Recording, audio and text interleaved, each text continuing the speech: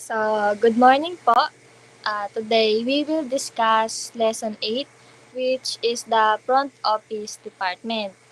So, the objective of Lesson 8 are define and discuss the function of the Front Office Department, identify the components of the guest cycle, identify the roles and responsibilities of every front of office job title, perform standards in conducting showrooms, perform standards in guest check-ins and check-out procedure, perform standards in escorting the guests, identify key points in handling guest complaints, and lastly, the use the different common front office terminologies.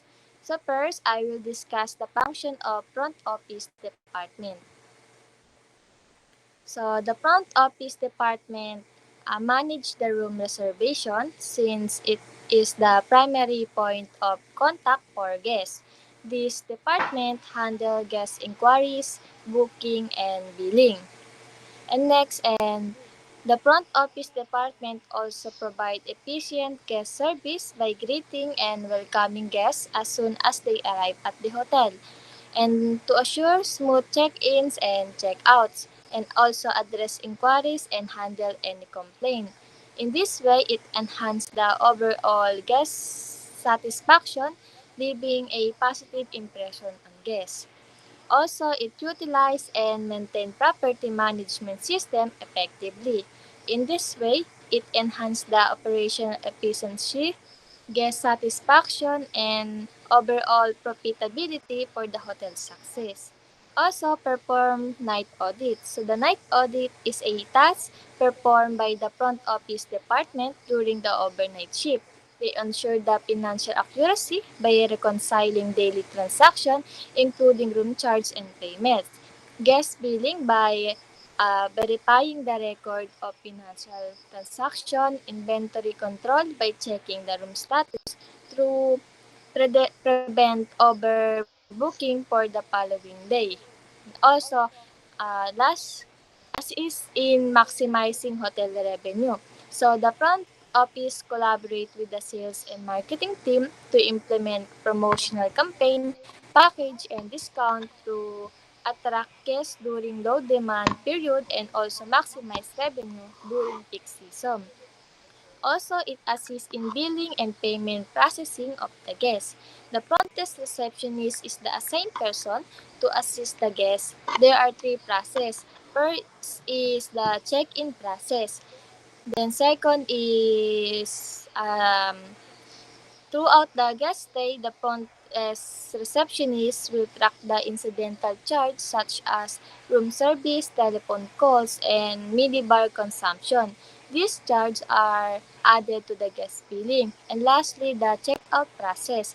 The guests give back the hotel card and the front desk finalize the bill, process payment, and provide a detailed receipt to the guest. Next is the guest cycle. So, the hotel guest cycle are divided into four fundamental stages: the pre-arrival, arrival stage, occupancy stage, and departure stage. First, I will discuss the pre-arrival stage.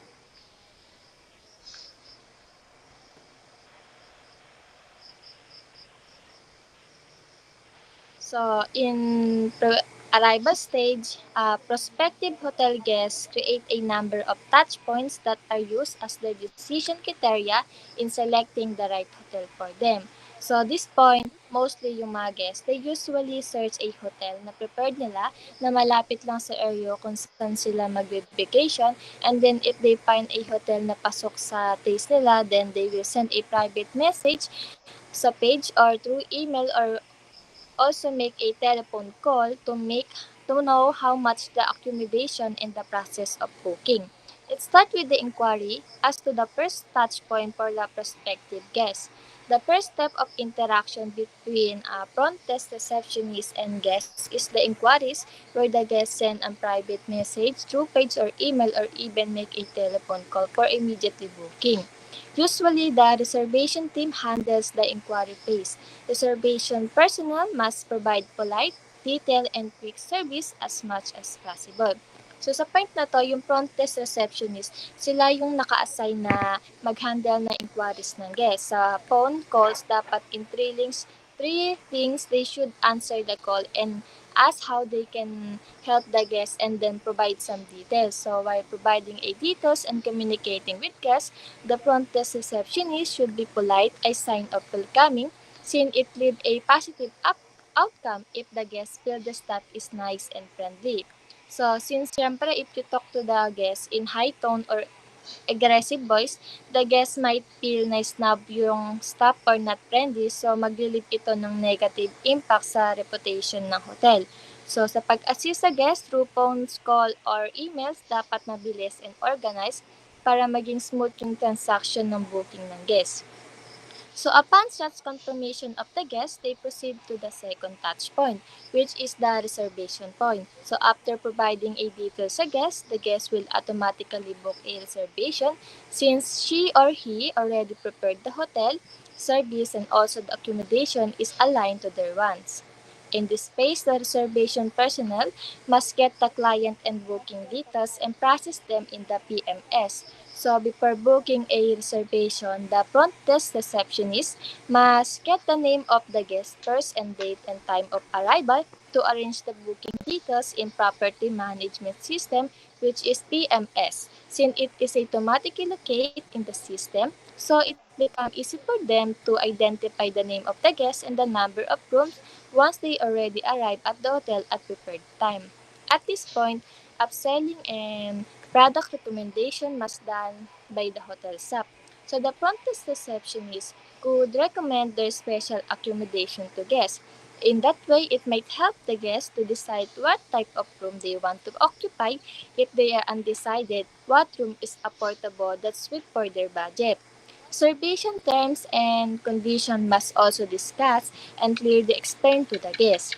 A booking confirmation receipt must also be sent to the guest as quickly as possible via their email as proof of registration. So after successfully booking the reservation, the front desk receptionist will send the receipt via email as a proof of registration, so the guest will automatically receive the email. So another pre-arrival touchpoint that is very crucial in creating the first impression to the guest is the provision of hotel pick-up service. So sa mga hotel, meron silang tinatawag na hotel transfer kung saan yung guest ay maaaring mag-avail ng pick-up service depende sa gusto na type of transfer. Kung mapa-car, van, or bus shuttle, that will be waiting upon the arrival of guests sa airport. Madalas, ang nag-aabil nito ay yung mga business traveler that considered as VIP person. So, we do not want our hotel guests to wait several hours in the airport arrival area for our hotel car to arrive.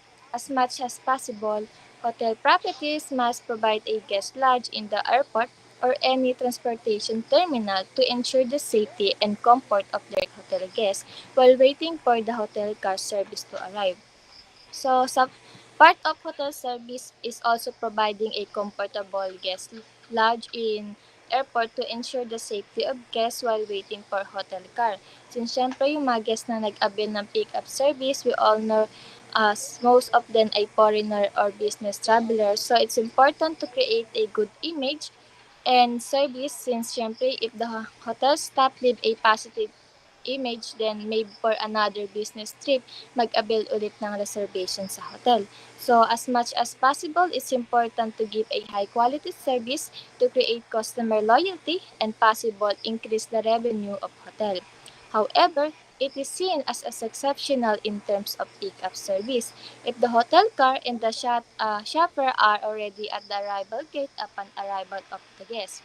This gives the guest the impression that the hotel really means business and provide on-time service to their guests. So overall, during the pre-arrival stage, the guest makes the reservation, provide their personal information, and request any special accommodation they may need.